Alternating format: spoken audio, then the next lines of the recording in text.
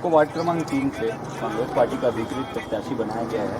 आप किन मुद्दों पे चुनाव लड़ रहे हैं? देखिए, सबसे बड़ी बात है कि 20 वर्षों से ये वार्ड जो 3 है आपका शिवाजी चौक से लेकर सूर्य विहार तक, ये पूरी तरीके से उपेक्षित वार्डों में गिना जा रहा है। मॉडल टाउन वार्ड 3 जो है आज के समय में पिछले जो 20 वर्षों से यहाँ पे पार्षद रहे, चाहे वो निर्दलीय रहे चाहे वो भारतीय जनता पार्टी के रहे, उनके द्वारा कोई ऐसा उल्लेखनीय काम नहीं किया गया जिससे कि इस वार्ड की जनता को समझ में आता है कि वो हमारा पार्षद सक्रिय है और हमारे लिए सोचता है। सड़कें बनी हैं, नगर निगम योजनाओं के तहत बना दी गई।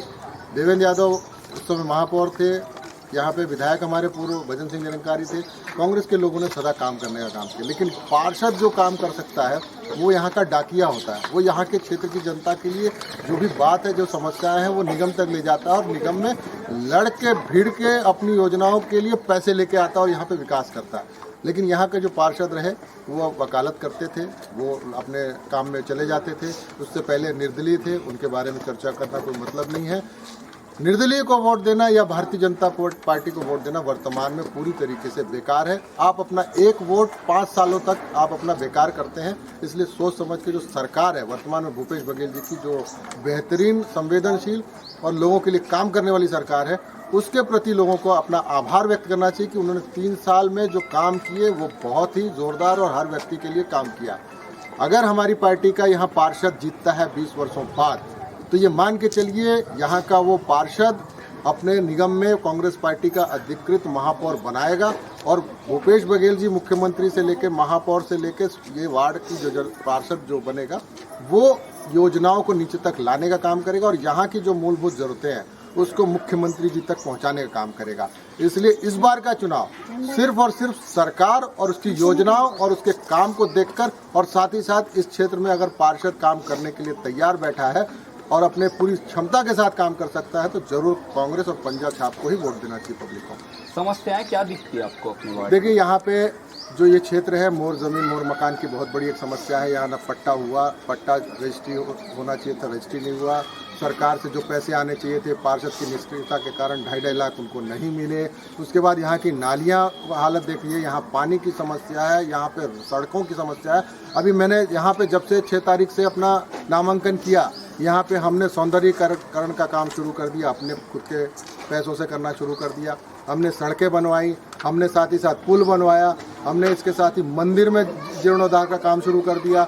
हमने पार्क में, गार्डन में हमने अपने मुरम गिरा के लोगों वहाँ पे बराबर करने का काम किया। स्कूलों में नल कनेक्शन देने का काम किया, मोटर पंप लगाने का काम किया।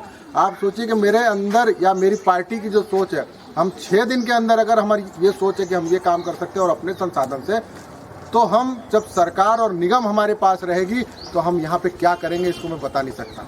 आपके विरोधियों द्वारा बहुत फैलाया गया कि बाहरी प्रत्याशी, हेलीकॉप्टर प्रत्याशी, इसके बारे में आप क्या कहना चाहेंगे? देखिए, तकलीफ लोगों के विरोधियों की होनी जायज़ है। वार्ड 3 जो है शिवाजी चौक से शुरू करके उसके बाद मॉडल टाउन का पूरा क्षेत्र आता है, साथ ही साथ सूर्य विहार तक जाता है और हाईटेक हॉस्पिटल और सारे अपार्टमेंट हैं। और ये आपको पीछे दिख रहा है, किस्मत से अभी हम यहाँ जहाँ खड़े हैं, ये पीछे अपार्टमेंट में मेरा ई ब्लॉक में मेरा मकान है, ए ब्लॉक में मेरे बड़े भाई का मकान है।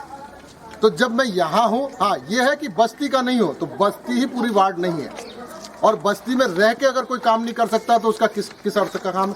हम अगर बगल में हैं, उसी वार्ड के हैं, उससे सबसे ज़्यादा अगर हमने आज काम कराया तो इस पूरी मॉडल टाउन बस्ती में काम कराया। आप परियापारा में पता कर लीजिए, वहाँ पे किस तरह के नल के और पानी के काम हो रहे हैं, वहाँ की क्या व्यवस्थाएं सफाई की हो रही है। हमारी कोशिश, अभी सूर्य विहार जो कॉलोनी है, बड़े लोग हैं लेकिन वहाँ की समस्याएं, यहाँ CCTV कैमरे हम चारों तरफ से लगवा रहे हैं, अपने पैसों से लगवा रहे हैं, क्योंकि हमें इस यहाँ की जनता से प्यार हो गया।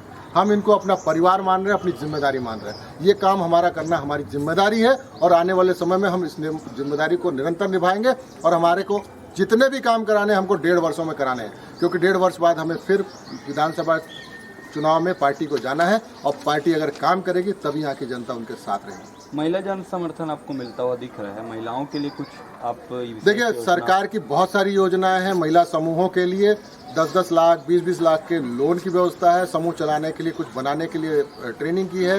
DDUJ का जो महिला सशक्तिकरण के जो ट्रेनिंग प्रोग्राम है उसके हैं, लेकिन अज्ञानतावश या बोल सकते हैं कि उन तक वो बातें नहीं पहुंच पाती हैं। तो उसके कारण उन लोग पीछे रह जाते हैं। हम इनको वो प्रशिक्षण भी दिलाएंगे, इनको वो ट्रेनिंग भी दिलाएंगे, इनको रोजगार भी दिलाएंगे, इनके समूहों के बनाए हुए सामान को हम खरीदी कराएंगे और इनको एक मार्केट भी उपलब्ध कराएंगे। और हमारा ये कोशिश है कि हर महिला उतनी सशक्त बने जितनी मधु चौबे जी हैं, जितनी बाकी महिलाएं हैं। आप अपनी जीत को लेकर कितना सुनिश्चित हैं? देखिए, जीत मेरी नहीं है, ये पूरे वार्ड की जीत है और वार्ड जीत रही है, वार्ड के लोग जीत रहे हैं, वार्ड की जनता जीत रही है और जिता रही है।